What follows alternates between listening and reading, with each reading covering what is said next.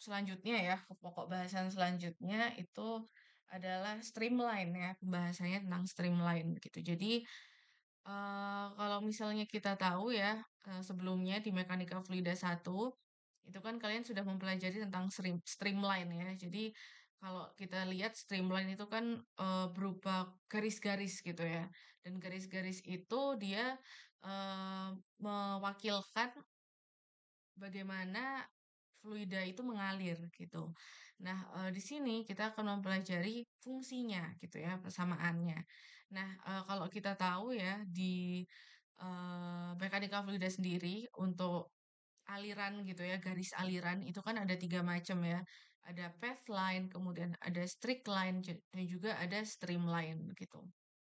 Nah, sebenarnya garis-garis ini itu tuh juga memiliki, makna yang berbeda-beda gitu ya. Kalau misalnya path line di sini, artinya adalah eee, penelusuran dari sebuah kurva partikel tunggal, pada aliran gitu ya. Jadi contohnya misalnya di sini ada, yang tanda panah ini merupakan arah dari sebuah kecepatan gitu ya.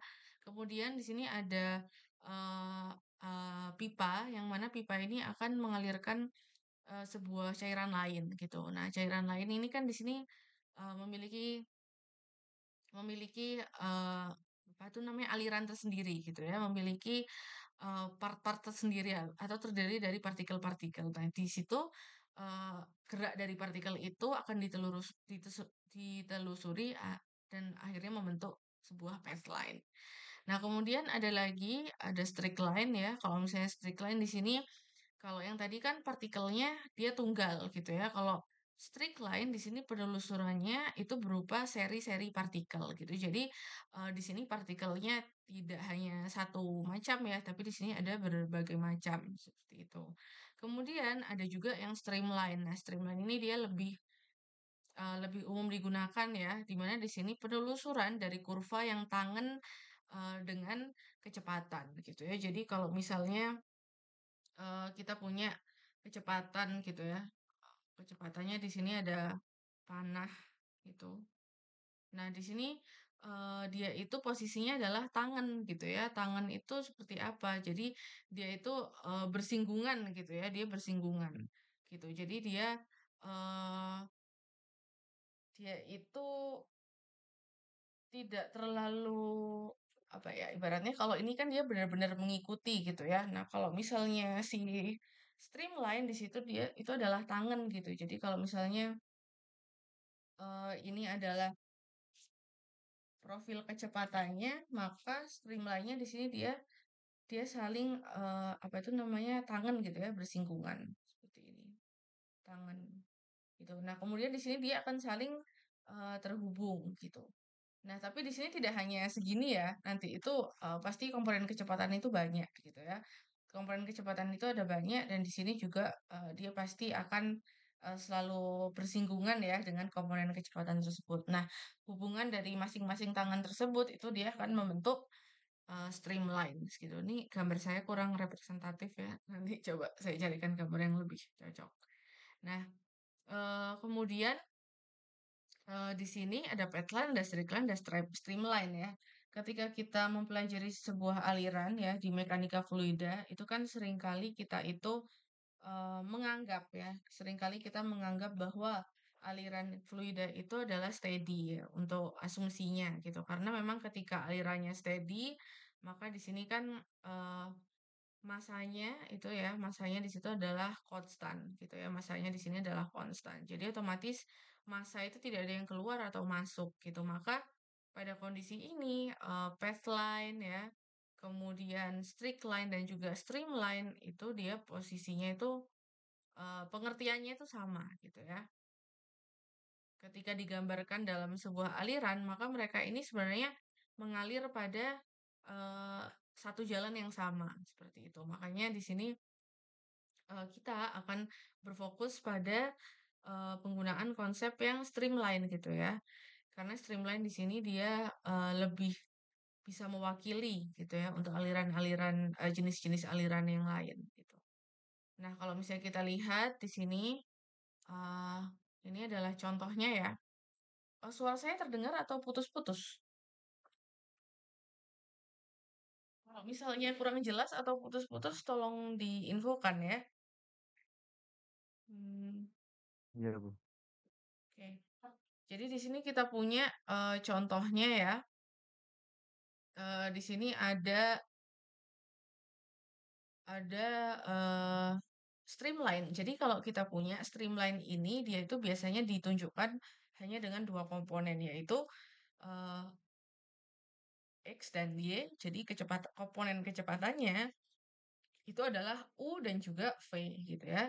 Jadi di sini kita punya ada streamline ya. Di sini streamline, kemudian di sini streamline itu yang garis biru tipis ini ya. Kemudian di sini ada arah panah. Nah, arah panah ini yang tangan gitu ya dengan uh, streamline ini tangan dengan komponen kecepatannya. Karena komponen kecepatannya kan di sini adalah U dan juga V gitu ya. U dan juga V. Kemudian di sini ada V vektor. Ini adalah penjumlahan dari komponen kecepatan U dan juga V. Nah, kalau misalnya kita lihat di sini ya, ketika kita ambil bentuk kecil ya dari bentuk segitiga ini, maka kita kan di sini punya sebuah apa ya, sebuah jarak gitu ya. Di sini ada dx dan juga dy gitu ya.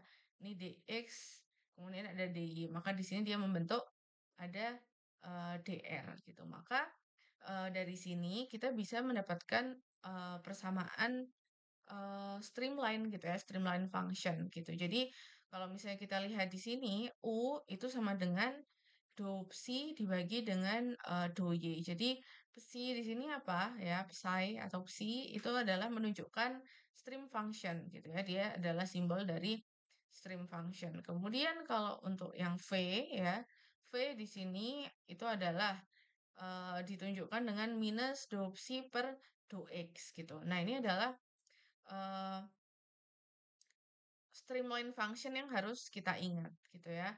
Nah, kalau misalnya kita sudah punya streamline function seperti ini, baru kita akan menghubungkan ke persamaan kontinuitas ya, persamaan konservasi massa.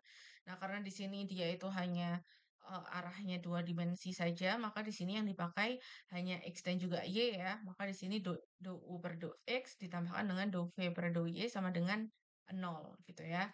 Nah, ketika kita sudah mendapatkan persamaan kontinuitasnya, kemudian kita akan substitute ya, kita akan mensubstitusikan nilai U dan juga V ke dalam persamaan kontinuitas. Maka di sini didapatkan hasilnya adalah do kuadrat psi per do x do y dikurangi do kuadrat psi per do y do x. Karena U-nya sendiri di sini kan do psi per do y ya. Maka di sini do-nya jadi double, ada do kuadrat.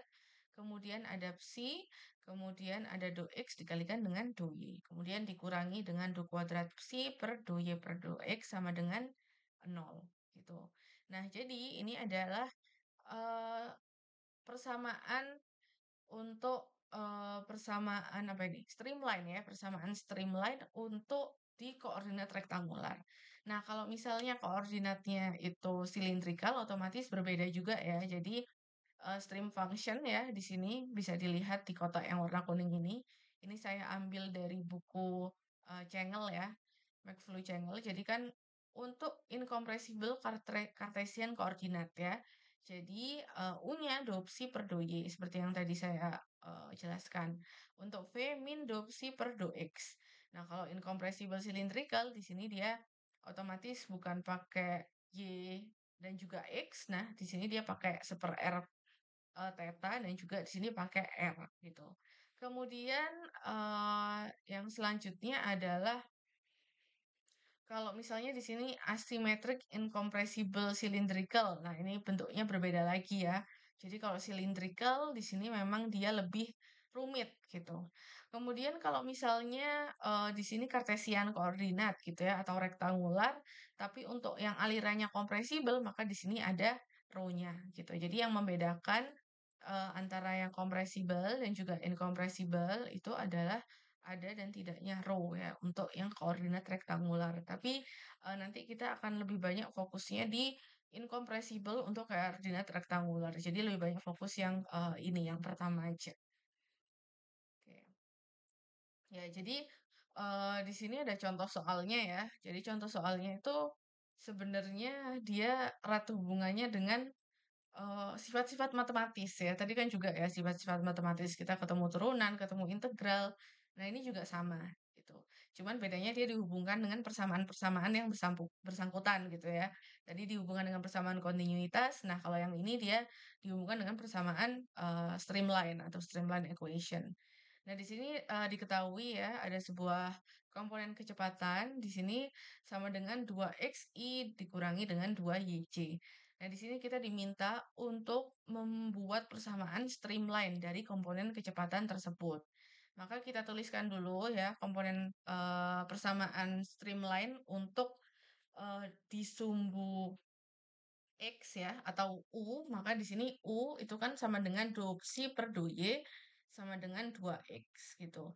Kemudian di sini psi itu sama dengan X dikalikan dengan Y ya. Jadi X dikalikan dengan Y kayak pindah ruas seperti itu. Nah, X sama dengan Y di sini kita sudah dapatkan. Nah, untuk mendapatkan nilai psi saja gitu ya, nilai psinya saja, maka di sini eh, balik lagi dia akan diintegralkan. Dia akan diintegralkan terhadap Y, maka di sini ada 2XY ditambahkan dengan fx gitu ya. Maka ini adalah streamline untuk yang di komponen X. Kemudian untuk yang komponen Y, di sini kita tuliskan juga hal yang sama. Do psi per do X sama dengan min V ya, karena di rumusnya tadi ada minus V. Kemudian di sini sama dengan 2Y, maka dopsinya adalah min 2Y dikalikan dengan do X. Nah, sama juga untuk membuat psi sama dengan, maka di sini turunannya harus diintegralkan. Dia diintegralkan terhadap X, maka kita dapat adalah minus 2XY ditambah FY ditambahkan dengan konstan. Jadi kalau kita lihat ya, sebenarnya di sini hasilnya sama ya, 2XY, kemudian di sini juga 2XY. Yang membedakan adalah di sini dia ada minusnya seperti itu. Oke, kemudian sampai sini mungkin ada pertanyaan terkait persamaan streamline.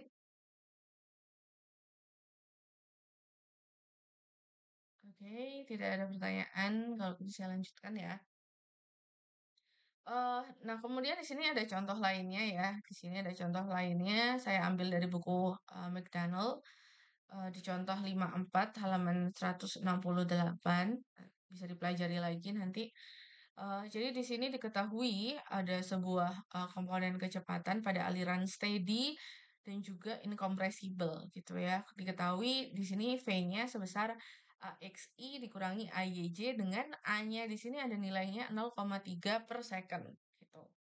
Kemudian di sini kita akan diminta untuk mencari stream function ya, lagi-lagi stream function yang uh, me- that will yield this velocity field. Jadi yang memenuhi persamaan kecepatan ini. Dan di soal ini kita juga diminta untuk plotting gitu ya hasil dari perhitungan fungsi streamline kita gitu. Oke, ini juga sama ya prosesnya kurang lebih. Jadi kita itu harus mendapatkan di sini kalau di sini bedanya adalah bukan pesi sama dengan gitu ya. Tapi di sini kita diminta untuk mencari streamline patternnya gitu. Nah, kalau misalnya kita lihat di sini sama ya prosesnya. Kita mulai mencari dulu turunan dari persamaan yang kita punya, yang mana di sini adalah AXI gitu ya. Jadi kan di sini kita punya dopsi per do Y itu sama dengan U sama dengan AX. Karena untuk komponen yang U itu dia besarnya adalah AX. Nah, kemudian untuk mendapatkan psi sama dengan, maka sama juga harus diintegralkan ya. Harus diintegralkan terhadap Y. Maka di sini hasil akhir kita adalah AXY ditambahkan dengan FX.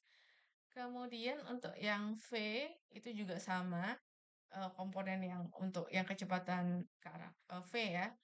Di sini juga dihasilkan psi sama dengannya itu adalah AXY plus C gitu ya.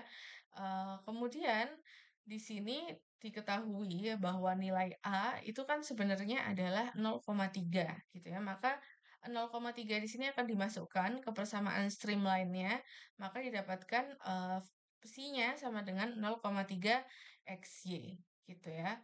Nah, kemudian kalau misalnya kita lihat di sini X-nya di sini adalah konstan gitu ya. Kemudian ketika diplot ya, ketika diplot ke dalam grafik, maka di sini dihasilkan dua macam plotting ya, ada di kuadran satu dan juga ada di kuadran 2 gitu ya. Jadi yang pertama itu adalah di kuadran satu di mana komponen U di sini itu lebih dari nol gitu ya. Kalau lebih dari nol berarti kan ya satu sampai seterusnya.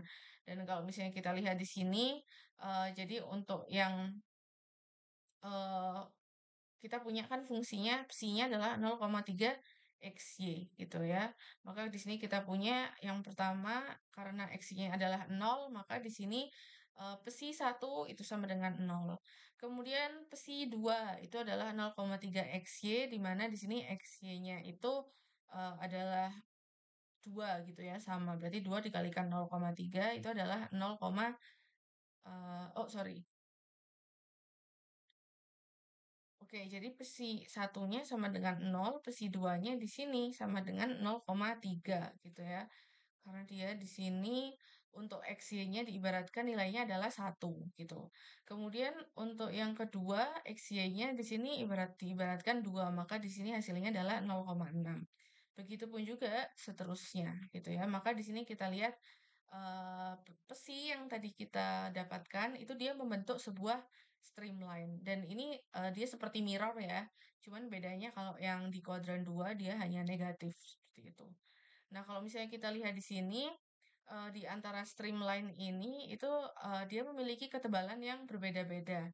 Nah, ketebalan ini itu sebenarnya menunjukkan kecepatan dari aliran fluida tersebut gitu ya. Jadi kalau misalnya aliran antar streamline ini dia itu perbedaannya semakin menipis ya, seperti yang kita lihat di sini untuk psi 5, maka kecepatan aliran itu juga akan semakin cepat seperti itu ya. Karena sebenarnya aliran yang ada di antara streamline ini itu menunjukkan mass flow rate gitu. Jadi kalau misalnya streamline-nya di sini dia semakin kecil, maka dia di situ menunjukkan bahwa alirannya semakin cepat, gitu ya.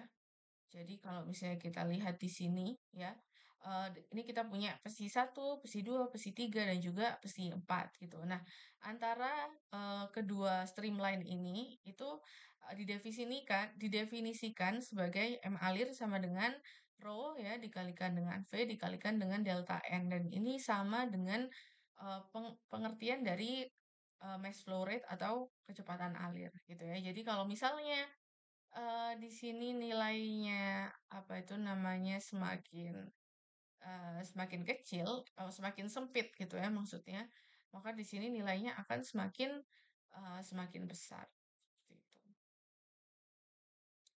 Jadi ini adalah important notes ya terkait fungsi streamline yang harus diingat-ingat. Jadi kontur yang dihasilkan oleh stream function ya, tadi ada psi 1, 2, 3, 4 itu menunjukkan streamline gitu ya.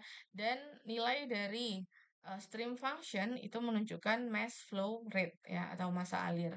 Kemudian apabila terdapat dua streamline yang saling berdekatan satu sama lain gitu ya. Ini berdekatan ya.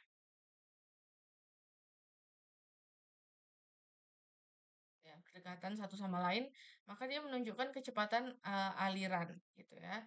Jadi kalau misalnya ini nggak usah ada tingginya. Jadi kalau misalnya streamline-nya di sini dia menyempit atau menyebar, maka kecepatan aliran akan berubah gitu ya.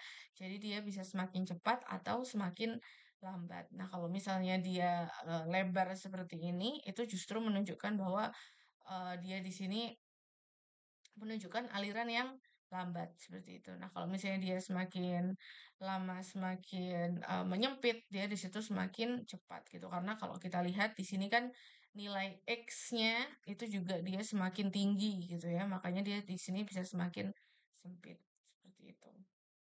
Itu terkait dengan persamaan streamline ya. Jadi kalau misalnya kalian belajar di persamaan streamline yang harus kalian ingat itu adalah si streamline function dan juga continuity equation ya.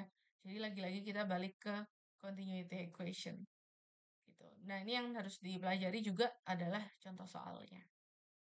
Oke, mungkin sampai sini ada pertanyaan sebelum saya lanjut ke pokok bahasan selanjutnya.